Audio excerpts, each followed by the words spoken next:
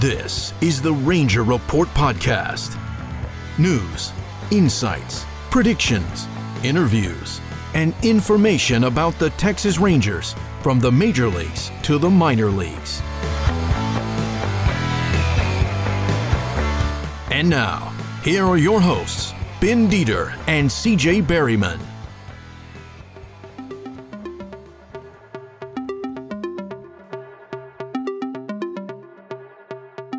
Welcome to the Ranger Report Podcast. I am Ben Dieter. Glad to have you along. CJ Berryman has the day off. Of course, you can find us at Twitter at BDieter75, at the Ranger Report. CJ is at CJB_RR. You can find us on Instagram, on Facebook, and now on YouTube. So please subscribe and click that bell so you know when we're going to put out new content on YouTube. Really helps us out if y'all subscribe. We're almost to 100 subscribers. Of course, we want to get to 1,000. That's when the monetary stuff kicks in. So that would be great. Also, don't forget, the Ranger Report has a shop. Go check it out. Buy stuff for Christmas. Enjoy it. And thank you for listening. Today, we got a very special guest coming up. Jeff Wilson from rangerstoday.com will be joining us here in a moment. So hopefully you will enjoy that. So we really appreciate it. It's been a great year. Thank you guys for all the listening and commenting and watching that you have done. And we hope to bring you even better content in 2023 going forward. So anyway, coming up next, we will have Jeff Wilson from rangerstoday.com.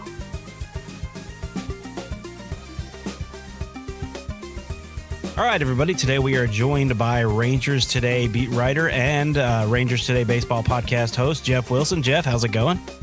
Good, man. How about you? I'm doing great. It's not that I listen every week, but I wanted to start by saying, $60 a year, $35 for half a year, rangerstoday.com. Yeah. People should subscribe. Yeah, it's cheaper than anybody else. Yep. I think we cover the farm system better than anybody else. So I just think that combination alone is worth $60. So, but yeah, we went to the winter meetings and gonna go to spring training. Travel probably a little bit more this year, so it'll be good. I'm kind of, I don't want to say I'm getting old, but I'm kind of getting tired of traveling. I don't want to cover 60 or 70 road games like I used to, but yeah, I do still enjoy getting out there and going on the road. So there'll be some of that this year. I think I only covered 10 or 11 road games last year, which is a pretty tiny number for me, but yeah. 20 or 30 seems reasonable, I think, depending on the kids' schedules and everything. So, yep. Anyway, yeah, I mean, it's a bargain. $60 a month for a year is 16 cents a day. Yeah. So, I think you guys can do that one. Yeah, I mean, I joined pretty much as soon as you opened it because right. You've always been one of my favorite beat writers, and I have not been disappointed once that I did it, in the last 2 years. Well, good. Well, thank you. I appreciate that. Now, I've got a blog, but here's the difference. Mine is free, and I post about, once every 8 to 10 days.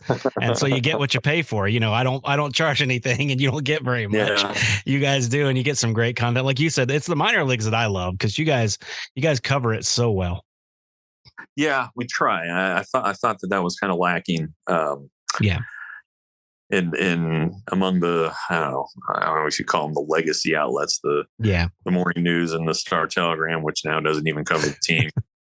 The Athletic, MLB.com has MLB Pipeline, but you don't see a ton of Rangers specific features and news on the farm system unless it's something catastrophic. But that's and it is fun, player development. Watch these guys, get them when they're young and watch them as they grow and progress through the system. Yeah. So I can see why it appeals to a lot of people and why executives like it and why people want to be in player development. And so it's fun, and they're generally laid back, and they haven't formed their egos yet. So they're a little more willing. So it's good to get in there and get those guys. I totally agree with you. All right, let's start with non-Rangers news. Were you surprised by the Carlos Correa deal? No, because it seems like the Giants had tried to do get just about everybody, Yeah. and been able to do it. And then, meanwhile, you saw the Padres. They went out and signed them a shortstop, and you just really kind of felt like the Giants needed to do something to keep up in the arms race, with the Dodgers and the Padres. And I mean, Correa's great. He's young. It'll be interesting, seeing him in the National League now, and what'll happen with that. But the Giants, shoot, they tried for Aaron Judge. They tried for Xander Bogaerts. I think they've tried for Carlos Rodon. I don't know where that stands. I know the Yankees are making a play for him, but it looks like it's going to be a really big contract and maybe bigger than anybody wants to go for him. So we'll see. But the Giants were a really good team 2 years ago. So it's not like they're the Diamondbacks or the Rockies trying to make a splash. They made their splash a couple of years ago. They won the division, I think, or came close, and ended up losing to the Dodgers in the postseason. But they're not far away, and so I think that Correa obviously is a great player. I know they have Brandon Crawford, who's getting older, but they'll figure it out. Yeah, I agree with you. Let's switch gears to the Rangers. You were at DeGrom's press conference, and of course, they have Andrew Haney as well. So were you surprised? I know listening to your podcast, you said the same thing we did. I didn't think it was going to be DeGrom. I thought it was going to be Rodon, but I was a little bit surprised. But you got to talk to him. What was your feeling now that you've talked to Jacob? What do you think about him? He seems like a pretty good guy. I think he's going to like it here. The fit, he's not a big city guy. He's from Florida. He went to college at Stetson, which is where Corey Kluber went. They missed each other, but still, that's 4 Cy Young awards from that general area. General era of time. And so he knows how to pitch. Obviously, unbelievable pitcher when he's healthy. But he seems like a good guy. Seems like a fit on like the family side of things. I think he's going to loosen up once he realizes that there's 4 beat writers instead of 10 or 8, however many cover the Mets. So we're not going to be up his ass, so to speak. If he gets a DUI or something, God forbid, then we wouldn't be. But it just seems like he's going to be a good fit here. And I do think that's a legitimate thing. And I think the reverse is true too. Like you saw what Joey Gallo, what happened to him in the spotlight. I think that once guys realize they're not in the spotlight, they feel more at home and feel like they can do their work a little bit more. So it'll be interesting to see. Obviously he's got to stay healthy. That's the big one, of course. And it'll be a big story if he's not, but it'll be a bigger story if he is, because if he is healthy and he makes 30 starts, he's a Cy Young contender. And I don't think there's any doubt about it. Yeah. And, nationally, most people don't see the Rangers as anything threatening at all. I mean, the comments on Twitter when he came here were hilarious. Just like last year when Corey Seager came here, Dodgers Nation got really salty about the Rangers. And, it's just funny. There with no expectations, like you said, and if he can stay healthy, he could have a Cy Young year easily. Yeah. And, these teams that are accustomed to winning, although I don't know how the Mets can feel accustomed to winning, but they had a great season last year, obviously, but or this year, but they look at the price tag and they look at the win totals and they're like, oh, well, they're just going after the money. And maybe some of that's true. I mean, if somebody offered me $50 million more than somebody else did, then I'd probably go where the money is. And, at DeGrom's age, he's 34, 5-year deal probably takes him to the end of his career unless he figures out the health thing and then kind of has a resurgence like Verlander and Max Scherzer have. But, that's it. I mean, he could be looking at retirement in 5 years. So you got to go get your money. And Seager was younger, but he got the years to match it. And I don't know, he is very private. He has not loosened up, and I don't know if he was unhappy with the Dodgers. I can't imagine he was, but you never know. But hey, they're Rangers now, and the Rangers need to get their money's worth. And speaking of offense, I haven't seen a lot in the free agent market as far as big bats go that have interested me too much, but I've heard a lot of talk everywhere, including y'all, about possibly Joey Gallo coming back on a 1-year deal to Texas. Do you find that realistic at all? And if not, I mean, I think it'd be a good fit for Joey, but would it be a good fit for Texas? Yeah, there are people in the organization who would be all for him coming back. I mean, they drafted him, they developed him. He's hit 40 home runs 2 different times for them. When he's dialed in on the strike zone and isn't chasing, he's a really good offensive player. I think the shift is going to has to benefit him. I mean, I know that people said that you can bring the left fielder over and stick him where the second baseman has been playing for the last few years there in shallow right. Maybe that's what people do, but you still have to. You're still talking about a left fielder having to field a ground ball and throw it to first, something he's not used to doing. So I think that it's going to be. Yeah, I don't know how much of a difference it would make in his batting average. Let's say it's 20 points. Let's say he goes from 210 to 230. That's pretty significant. You know, I mean, that's and that's balls that are getting through with 2 outs maybe, and a runner at second and getting a run home. I think Scott Boras said it's going to be a 1-year deal. He's got to re-up his value for next year. He's so at peace at Globe Life Field with the Rangers. It's a place he knows. That's big for Joey. He cried when he left the team. He didn't want to go to New York, and so I think that he would be willing to take a really cheap deal. Cody Bellinger got $17.5 million. I don't think Joey Gallo would get that. I think he could maybe get half that or 60% of that. But yeah, I think the Rangers should do it. I mean, he's at worst he becomes a platoon partner for Bubba Thompson, let's say, or Ezekiel Duran. I just think that with the defense and how much Joey has had, success here, I think it makes some sense. So minor leagues and major leagues, what difference is it going to be to have Mike Maddux back as the pitching coach? Well, it's going to be a new old way of looking at things. I think the Rangers have at times gotten too far into the metrics. I think that they get their hands on a young guy out of college who throws hard, and they just tell him, okay, just throw hard. They don't teach him how to pitch. They just tell him kind of what to do. And you never really get a feel for pitching when you get up here and have to know how to get outs, let's say. And so I think Mike, he breaks down each pitcher so well. He gets an idea of what their strengths are. He then, one of his best attributes is breaking down an opposing lineup rather than just relying on the numbers.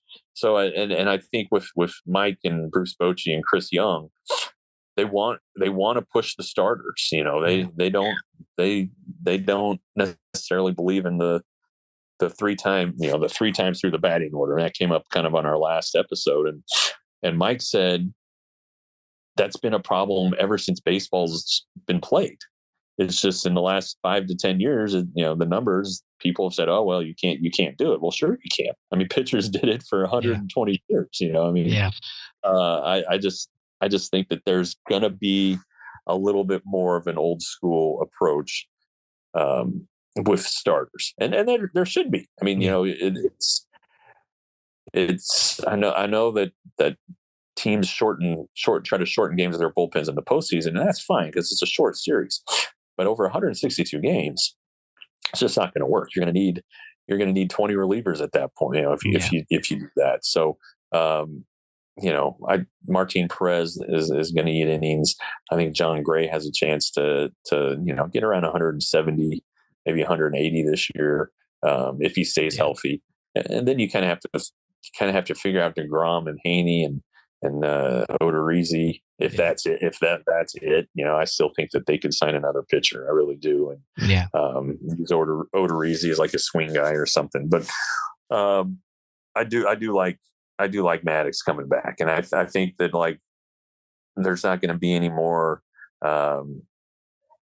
growing room for these guys to to grow. Like if they're struggling and something needs to happen, I think Mike would speak up and say he's got to go to minors and work on this. He's not helping us here.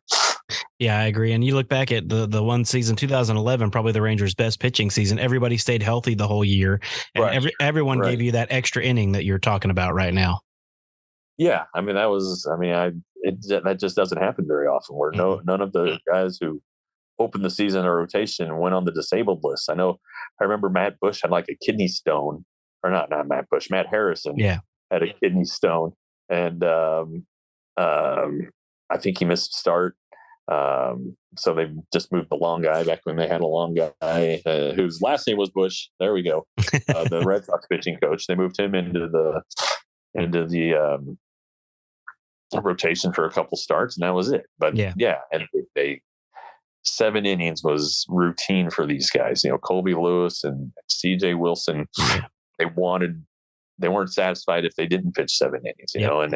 And that's you see a guy pitch 7 innings now and you do backflips and cartwheels, and you wonder if he's going to need an extra day between starts. It's ridiculous.